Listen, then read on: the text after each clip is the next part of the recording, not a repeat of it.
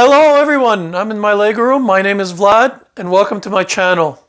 So before I continue, Happy New Year. In next 2 days it's going to be a new year, and I look forward to the great things that I can do in Lego and some of the kits that'll come out. So this video is about the Daily Bugle. Why the Daily Bugle? Why did I do a updated version of the Daily Bugle? Well, I'm a huge fan of Spider-Man. I love Spider-Man, and I love the way he was portrayed. The best portrayal I've ever seen was in the 1967 cartoon series. Yes, it was cheesy. Yes, it was low budget. Yes, the stories were simple. But the way it portrayed Spider-Man and the Daily Bugle, and one of my favorite characters, J. Jonah Jameson, was spot dead on. And I don't think anybody has portrayed that spot dead on, in my opinion, since that time. Nothing against the movies or anything. I'm just not that big of a fan of the Spider-Man in the movies themselves, the way they portray him. Well, I like his character because he's arrogant, he's whiny. The actor who did the voice got him dead on. I've never seen anybody voice J. Jonah Jameson better than that. And in the end, he's kind of cowardly, and he really does hate Spider-Man. But that's part of what made it really entertaining. So that's one of the reasons why the Daily Bugle is very dear to me. I love Spider-Man, my most favorite Marvel hero, and I love the Daily Bugle. So I had to do a MOC. What else inspired me? There's been a lot of people who've done some MOCs out there that I've seen, and it's really inspired me to do my own version. So I hope hopefully this inspires you to do your version of the Daily Bugle if you're into doing MOCs. So why don't we get started, and let's show you the Daily Bugle, new and improved. This is the Daily Bugle as was seen when you buy it. This is taken out of my city. So now what I'm going to do is I'm going to double its width and make the depth a quarter more and add another story, and that's going to take another kit. So I bought one other kit and some extra pieces. So let's get started. So here you have it, the new and improved Daily Bugle, and this basically meets more my envisionment of what the Daily Bugle looks like in size. So originally it came on a 10 by 10 base plate. Now it's on a 10 by 15 base plate, so it's 1.5 base plates wide. I still was able to fit the newsstand, and the other side I was right close to the edge, so there's no alley on that side. So there was basically 4 panels. Now there's 8, and I added an extra story. It was originally 4 stories. Now the Daily Bugle sits at 5 stories. In terms of depth, as you can see here, there is 3 panels. And what I mean by a panel is this is one panel. So it's 3 panels deep. Usually it only was 2, and at the bottom it's 4 panels deep. It was only 3, so it's 1/3 more in depth, thicker in depth, and double in width, which makes sense because if I kept the depth the same, the proportions wouldn't work out. This meant that it took a lot more glass and a lot more extra pieces. So I had to buy a lot of extra pieces to make this work. In terms of the great, awesome use of the tracks, it all worked out, all except one. So I was one short. So I just made it a finish with some finishing tiles, and it actually looks really good. And if I come around here, what I really like about this now is that the Daily Bugle sign fits nicely inside the building. It looks much better than drooping off the sides. So that is the Daily Bugle from the outside. Just one other thing too I should mention. I put the video screens more kind of symmetrical and all the way around. You can see here that the video screen is here. There's a video that takes up the full screen. Here there's a dark portion at the top. Well, in the world of multimedia, there's different windows and different sizes of screens. So that's just black for now, and it may jump to another screen and use the whole screen. What I like about it is I filled in also the extra fill points. So basically the screen has a center small area and two larger. And I also put the vote campaign on both sides. So I think that looks really good. I really think that worked out great. Just before I get into the details of the inside, so I have 4 garbage bins, an extra newsstand, an extra taxi, extra minifigures, and here's this is all that was left from the what wasn't used. So not really a lot of stuff, mostly just little pieces and very specific pieces. So why don't we look inside the Daily Bugle? So I'm going to take off the side panels, and then we'll go through story by story. And here we are with the panels taken off. So first floor is still reception. Second floor is the printing area. Third floor is the newsroom. Fourth floor is some of the offices. Fifth floor is J. Jonah Jason's office. And now let's go through each floor in detail, and I'll show you what I did. So this is the first floor. I kept the entrance the same. I just added the extra 2 flowers on the width. And then when we go inside, obviously we have more space in there. So I added another row of chairs. So there's the waiting room area is bigger. Then I also have a second pop machine with some different colors. What I did do in this corner, I put a little coffee shop, so you can get coffee and muffins. That's probably where the Aunt May bought her cookies, but we assume that she made them, maybe. Then the security area is a little bit larger. I basically put the 2 desks together into kind of a circle. A few people have done that, and I thought that looked really good. I also have the newsprint. I put the wall-mounted papers in so you can see them right above a television screen. And the stands used to be in the back over here. I moved them to the front. I also used the extra Daily Bugle sign to put it on the floor, because when you walk in, you see the Daily Bugle on the floor, which is some places have. Now, one other thing I did do is, in the original Daily Bugle, the elevator is a facade. Basically, it's right in the back of the wall.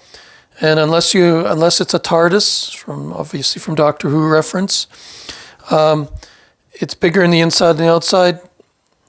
It's not realistic because technically in the original Daily Bugle, the elevator opens right to the outside wall. So what I did is I built the shaft. And why is it so wide, do you ask?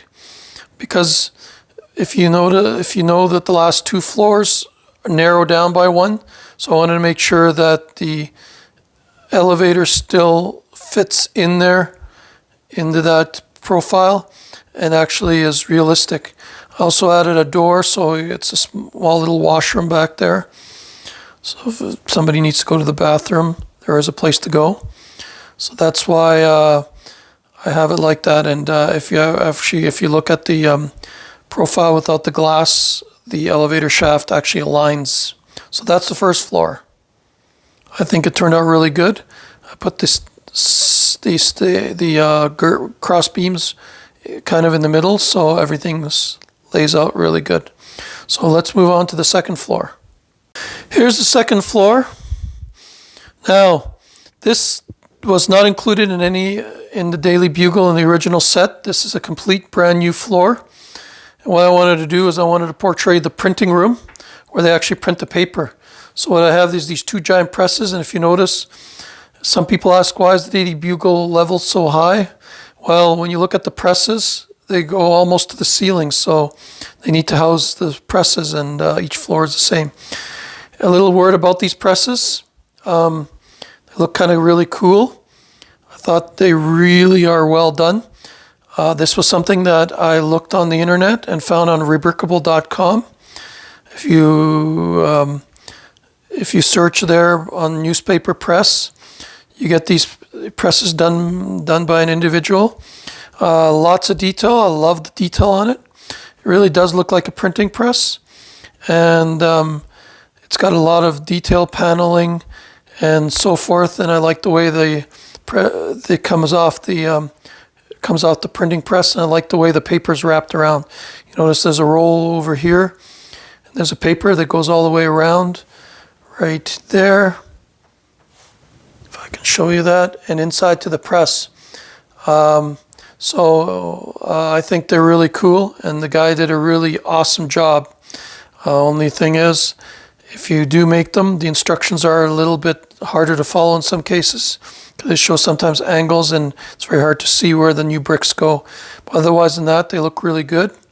I also have two operators, because we are in the digital age. So there's one computer operator there and another one there. They basically run the presses and send the commands to the presses. So they're all digital. And you notice there's a couple of rolls. And in the back there, I have a mechanic with a wrench, because everything's always breaking down in the Daily Bugle. So he has to keep things running. And actually in the back, you notice I have some paper supplies and ink and all that supplies, because you can never have enough. You always run out. And actually, if you notice in the back there, I have a bench right there. It's basically the mechanic's tool bench. And there's a little door where there's a little storage door, and again the elevator. And I used the extra photocopier that was originally in the first kit here too. So I think that worked out really well. I really like the printer room. I think this is one of my most favorite rooms now.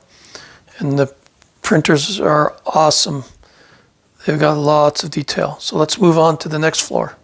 So here's the third floor. This floor was the simplest to do. Basically what it is, I kept the original desk configuration the same as in the original. I just duplicated on that side and added in a second muffin and a coffee station and water station in the back. So that's really all I did with this one. So this one is pretty much how the original, but it does add a little bit more depth.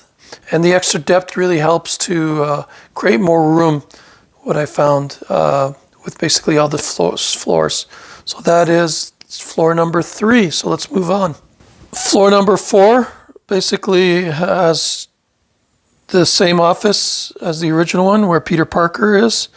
Obviously, this floor is kind of not used as much, because Peter finds this abandoned office and uses it.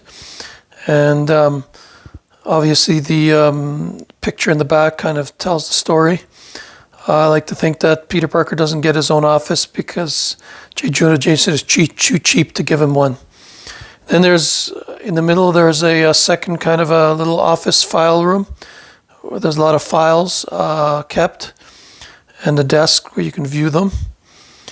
Then what I have is I have a washroom. I'm going to put a washroom label on it, but Daily Bugle's got to have at least one washroom. And then the lobby, which is a lot more cleaner than the original, and the photocopier in the corner.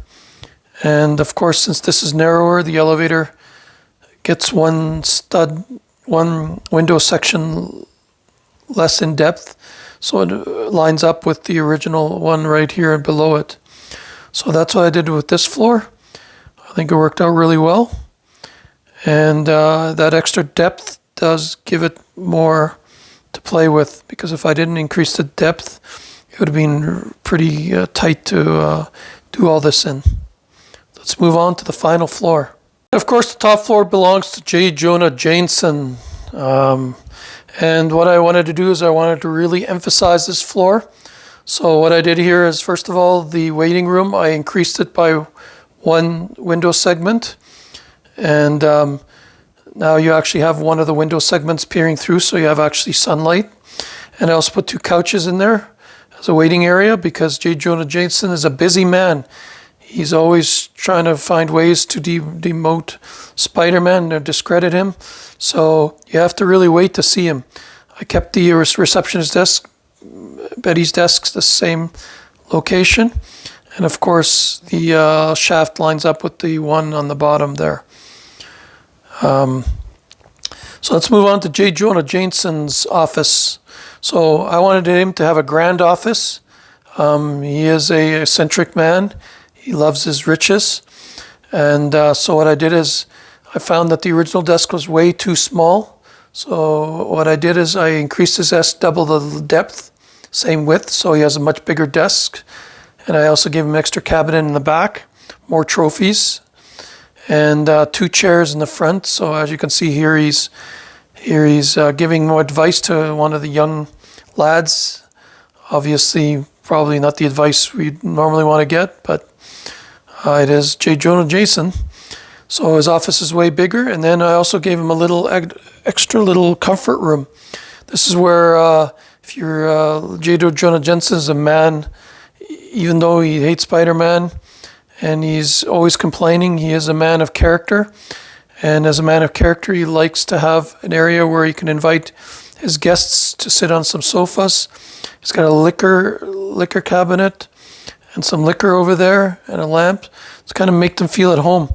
I feel that this kind of has really made his office into something more significant and more of his character rather than the tiny little office you get with it originally. So there you have it. This is my version of the Daily Bugle. I really liked how it turned out. It was a lot of work. I don't know how many hours I spent on it, but pretty much my whole Christmas holidays in between family and things. And I really enjoy how it worked out. But if you're going to do something like this, just be careful. The piece count gets pretty high. I used a lot of my pieces out of my own private inventory. I had to order several. But I like the way it turned out and all the detail, and this is the way I foresee the Daily Bugle being, and I will be placing in my city. Talking about my city, I'm going to give everybody who's still watched this video up to this point, I'm going to give a little preview of what I'm going to talk about in my next video. So here we go. So here we are in my Lego city. As you know, I've been working on my underground railway, especially new section. I just wanted to show you how it looks with the tables on it. So this is now with the tables on it. And you'll notice this table is shorter. There's going to be a cliff edge. It's going to be open sea there. And this is what it looks like with the tables on. I think it looks really cool. Actually, what I'll do is I'll turn on the lights. That's one thing I did. I moved the lighting to the to areas that are much easier to access.